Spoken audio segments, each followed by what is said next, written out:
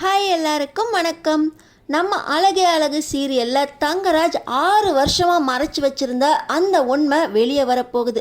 சுரேஷ் தான் கையாலேயே தங்கராஜை அரெஸ்ட் பண்ணுறாரு. இதுக்கெல்லாம் முக்கிய காரணமாக இருக்கிறது மதி எடுத்த ஒரு வீடியோ. மதி அப்படி என்ன ஒரு வீடியோவை எடுத்தாங்க, தங்கராஜ் அதில் எப்படி மாட்டிக்கிட்டாரு, தங்கராஜ் என்ன தப்பு பண்ணார், வாங்க பார்க்கலாம். ஸோ பார்த்தீங்கன்னா சுரேஷும் தங்கராஜும் ஒன்றா உட்காந்து சரக்கடிக்கும் போது பாக்கியராஜ் சொன்ன வார்த்தை, ரேவதியை நீங்கள் சந்தோஷமாக வச்சுக்கலாம் அப்படின்னு. இதில் கோவப்பட்டு தங்கராஜ் நேராக ரூமுக்கு போய் ரேவதி கிட்டேயே நீ சந்தோஷமாக இருக்கியா இல்லையான்னு கேட்குறக்காக ரூம் ஃபுல்லாக ரேவதியை தேடுறாரு. ஆனால் ரேவதி இல்லை. அடியே ரேவதி, நமக்குள்ளே இருக்கிற விஷயத்த நீ உங்கள் அண்ணங்கிட்ட போய் இதை கூடவா சொல்லியிருப்ப? நீ சந்தோஷமாக என் கூட இல்லையா? என் தங்கச்சி செத்து போனதுக்கப்புறம் கூட நான் உன் மேலே வச்ச காதலால் தானே உன்னை கல்யாணம் பண்ணிக்கிட்டேன். நான் உன் மேலே வச்ச காதலை நீ புரிஞ்சிக்கவே இல்லையா? தங்கராஜ் லவ்ஸ் ரேவதி, தெரியலையாடி? தங்கராஜ் உன்னை விரும்புகிறாண்டி அப்படின்னு தங்கராஜ் பயங்கர கோவத்தோட சத்தமாக பேசிக்கிட்டு இருக்காரு. அண்ணி, மேலே ஏதோ சத்தம் கேட்குது, தங்கராஜ் மாமா குரல் மாதிரி இருக்குது அப்படின்னு இப்போ நம்ம மதி ரேவதி கிட்ட சொல்ல, அவர் சரக்கடிச்சிக்கிட்டு இருந்தார், இப்போ வந்திருக்க மாட்டார் மதி அப்படின்னு ரேவதி சொல்கிறாங்க.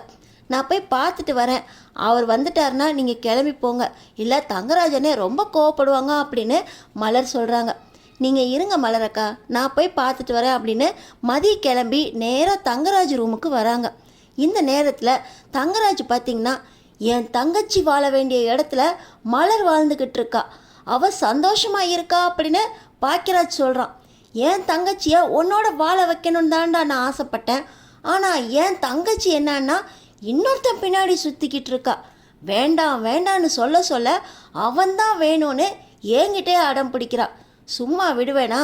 என் தங்கச்சியை நான் தான் கொடைக்கானலுக்கே கூட்டிகிட்டு வந்தேன். கல்யாணத்துக்கு முன்னாடி ஸ்வேதா நம்ம கொடைக்கானலுக்கு போவோம், அங்கே உட்காந்து எல்லா விஷயத்தையும் பேசுவோம், மாப்பிள்ளையும் அங்கே வர சொல்லு, நான் அவரை பார்த்து அவர்கிட்ட பேசுகிறேன், அவரை பிடிச்சிருந்துச்சின்னா ஸ்வேதா உனக்கு நீ காதலிக்கிற அந்த மாப்பிள்ளையவே கல்யாணம் பண்ணி வைக்கிறான் அப்படின்னு தங்கராஜ் ஸ்வேதா கிட்ட சொல்ல, சரிண்ணா நீ அவர் கூட பேசணும்னு நினச்சதே ரொம்ப சந்தோஷமாக இருக்குது, கொடைக்கானலுக்கு வர சொல்லணுமாண்ணா, நான் வர சொல்லிடுறேன்னா அப்படின்னு ஸ்வேதா தங்கராஜ் கிட்ட சொல்ல, உன் கதையை நான் அங்கே வச்சு முடிக்கிறேன் அப்படின்னு தங்கராஜ் ஸ்வேதாவை கொடைக்கானலுக்கு கூட்டிகிட்டு வந்துடுறாரு.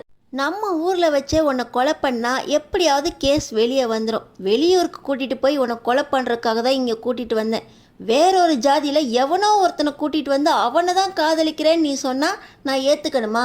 வா வா, கொடைக்கானலில் வச்சு உன் கதையும் முடிக்கிறேன், நீ லவ் பண்ணுறிய அவனையும் முடிக்கிறான் அப்படின்னு தங்கராஜ் 2 பேரையுமே கொடைக்கானலுக்கு வர சொல்கிறாரு. முதல்ல ஸ்வேதாவும் தங்கராஜும் கொடைக்கானலுக்கு வந்துடுறாங்க. வந்த இடத்துல ஸ்வேதாவுக்கு தங்கராஜ் ஒரு ஜூஸ் ஒன்று கொடுக்குறாரு. அண்ணே, என்னண்ணே கவனிப்பெலாம் ரொம்ப பலமாக இருக்குது அப்படின்னு ஸ்வேதா கேட்குறாங்க. என் தங்கச்சி நீ கல்யாணம் ஆனதுக்கப்புறம் நீ எங்கள் வீட்டிலே இருக்க போகிற, இப்போயே நல்லா பார்த்துக்கிறேம்மா, ஜூஸ் தானே குடி அப்படின்னு சொல்லி தங்கராஜ் அந்த ஜூஸை ஸ்வேதாவுக்கு கொடுக்க, ஸ்வேதா அந்த ஜூஸை பாசத்தோடு குடிக்கிறாங்க. பார்த்திங்கன்னா தங்கராஜ் அந்த ஜூஸில் தூக்க மாத்திரையே கலந்து கொடுத்துருக்காரு. இது தெரியாமல் ஸ்வேதா அந்த மாத்திரையை போட்டு தூங்க, அந்த தூக்கத்தில் இருக்கிற ஸ்வேதாவை கொண்டு போய் ரூமில் இருக்க பாத் டப்புக்குள்ளே போட்டு மூழ்கடிக்கிறாரு.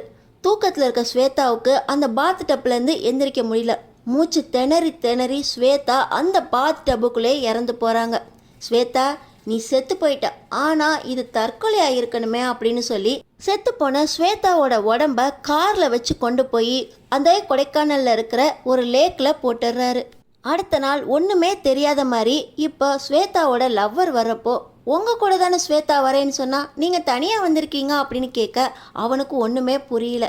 ஸ்வேதா ஸ்வேதான்னு அழுக. இப்போ இந்த லவ்வரை கொலை பண்ணுறதுக்காக தங்கராஜ் பிளான் போட்டு அவனை கொல்றதுக்கு மறுபடியும் ஜூஸில் தூக்க மாத்திரையை கலந்து கொடுக்க, ஸ்வேதாவை கண்டுபிடிக்கிற வரைக்கும் எனக்கு பச்சை தண்ணி கூட இறங்காதா அப்படின்னு சொல்லி அந்த பையன் வெளியே போக, இவனை கொல்றதுக்காக ஆளை செட் பண்ணி வச்சுருந்த தங்கராஜுக்கு, சரி இவனை விடு, என் தங்கச்சியே செத்து போயிட்டா, இவனுக்கு இனிமேல் அவள் கிடைக்க போகிறதில்ல அப்படிங்கிற சந்தோஷத்தில் தங்கராஜ் மறுபடியும் ஊருக்கு திரும்பி வந்துடுறாரு. தான் தங்கச்சி இறந்தது யாருக்கும் தெரியக்கூடாது அப்படிங்கிற நிலைமையில. இந்த நேரத்தில் தான் போலீஸ்காரங்க உங்கள் தங்கச்சி கொடைக்கானலில் இருக்க ஒரு லேக்கில் குதித்து தற்கொலை பண்ணிக்கிட்டாங்க அப்படின்னு நியூஸ் வருது. தங்கராஜ் இதை கேட்ட உடனே ஒன்றுமே தெரியாது போல் என் தங்கச்சி சூசைட் பண்ணிக்கிட்டாளா, எல்லாம் அந்த பாக்கியராஜ் மலரை கல்யாணம் பண்ணதுனால தான் அப்படின்னு ஜோடிக்கிறாரு. இதையெல்லாம் தங்கராஜ் தன்னோட வாயாலேயே சொல்லி சொல்லி ஸ்வேதா உன்னை தெரியாமல் கொலை பண்ணிட்டேனே, நீ அவனை லவ் பண்ண அப்படிங்கிற கோவத்தில் தான் அந்த நேரத்தில் உன்னை கொலை செய்யணுங்கிற எண்ணத்தில் தான் கொலை பண்ணிட்டேன். ஆனால் ஸ்வேதா உன்னை ஒரு நாள் கொலை பண்ணிட்டு இந்த தங்கராஜ் தினம் தினம் அழுதுகிட்டு இருக்கேன். நீ எனக்கு பரிசாக கொடுத்திய மோதிரம், இந்த மோதிரம் உன்னை கொலை பண்ணும்போது ரத்தக்கரை படிஞ்சிருச்சு. இந்த ரத்தக்கரையை கூட போலீஸ்காரங்க ஏதோ லேக்கில் விழுந்தப்ப அடிபட்டதுன்னு நினச்சிட்டாங்க.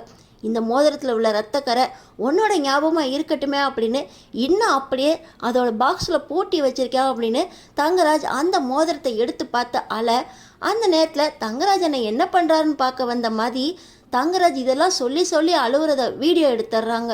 மதி வெளியே நின்று வீடியோ எடுக்கிறது தெரியாமல் தங்கராஜ் அழுதுகிட்டு இருக்காரு. தங்கராஜோட தங்கச்சிம்மா நீ எப்படிம்மா இன்னொருத்தனை போய் லவ் பண்ண? தங்கராஜ் பார்த்த மாப்பிள்ள கோல்டு மாதிரிம்மா, அவன் பாரு இப்போ மலரோட அவ்வளோ சந்தோஷமாக வாழ்ந்துக்கிட்டு இருக்கான். நான் லவ் பண்ண பொண்ணு ரேவதியோட நான் சந்தோஷமாக வாழ்ந்துக்கிட்டு இருக்கேன். நீ இப்படி சின்ன வயசுலேயே போய் சேர்ந்துட்டியம்மா, அதுக்கு காரணமாக என்னையே நினைக்க வச்சு என் வாழ்நாள் ஃபுல்லாக உன்னையே நான் கொலை பண்ணேன் அப்படின்னு கில்ட்டால் அழுகுற மாதிரி பண்ணிட்டியா அப்படின்னு தங்கராஜ் தன்னோட தங்கச்சி ஃபோட்டோவை பார்த்து பார்த்து அழுதுகிட்டு இருக்காரு. இதையெல்லாம் நம்ம மதி வீடியோ எடுக்கிறதோடு இல்லாமல் நீங்கள் தான் உங்கள் தங்கச்சியை கொலை பண்ணீங்களா? ஆனால் இது தெரியாமல் பாக்கியராஜ் வர்றப்ப ஹோட்டலில் கூட எனக்கும் தங்கராஜோட தங்கச்சிக்கும் தான் கல்யாணம் நிச்சயமாச்சு, ஆனால் நான் மலரை கல்யாணம் பண்ணிக்கிட்டேன் அப்படின்னு அந்த பொண்ணு சூசைட் பண்ணிக்கிச்சு. இன்னைக்கு வரைக்கும் நான் அந்த பொண்ணுக்காக நினச்சி அழுதுகிட்டு இருக்கேன் அப்படின்னு சொன்னாரே, அவர் நினைக்கிற அளவுக்கு கூட நீங்கள் இல்லையே, உங்கள் கையாலேயே உங்கள் தங்கச்சியை கொலை பண்ணிட்டீங்களா அப்படின்னு நம்ம மதி வீடியோவை எடுத்து மறைச்சி வச்சுக்கிட்டு நேராக சுரேஷ்கிட்ட போகிறாங்க. பார்த்திங்கன்னா சுரேஷும் இப்போ ஃபுல் போதையில் இருக்காங்க. ஃபுல் போதையில் இருக்கிறாரு. இவர்கிட்ட இப்போ சொல்லி என்ன பிரயோஜனம் அப்படின்னு சொல்லி நம்ம மதி பாக்கியராஜையும் மலரையும் கூப்பிட்டு வந்து அந்த வீடியோவை காட்டுறாங்க. ஐயோ, தங்கராஜனா கொலை பண்ணாங்க, இது தெரியாமல் இத்தனை வருஷம் 6 வருஷமாக ஸ்வேதாக்காக நான் நினைக்காத நாளே இல்லை. இப்படி தான் கையாலே கொலை பண்ணிட்டு தான் தங்கச்சி வாழ வேண்டிய இடத்துல மலர் இருக்காங்களே அப்படின்னு அவ்வளோ பொறாமையோடு பேசினாரே. இப்போ கூட சரக்கடிக்கிறப்ப பேசிக்கிட்டு இருந்தாருமா, இவரை என்னம்மா பண்ணுறதா அப்படின்னு பாக்கியராஜும் மலரும் அப்பாவித்தனமாக பேச, அவர் கொலை பண்ணிட்டு வெளியே இருக்கார், அவரை முதல்ல போலீஸ்கிட்ட பிடிச்சி கொடுக்கணும், அதுக்கு ஆதாரமாக இதை தான் காட்டணும். இன்னும் ஏதோ ஒரு மோதிரத்தில் ரத்தக்கரை இருக்குன்னு சொன்னார், அது கூட நல்ல ஆதாரம்தான். இப்போ வேண்டாம், சுரேஷ் முழிக்கட்டும், அவர் கையாலேயே தங்கராஜை அரெஸ்ட் பண்ண வைக்கிறான் அப்படின்னு சொல்லி மதி அடுத்த நாள் காலையில் வரைக்கும் வெயிட் பண்ணுறாங்க. சுரேஷ் தூங்கி முழிச்சதுக்கப்புறம், என்ன மதி நைட்டு சரக்கடிச்சிட்டு வந்துட்டேன்னு பார்க்குறியா, நீயும் வேணா ஒரு பெகு அடிக்க வேண்டியதானே, இந்த குளிருக்கு நல்லா இருக்கும்ல அப்படின்னு சுரேஷ் பேசுகிறாரு.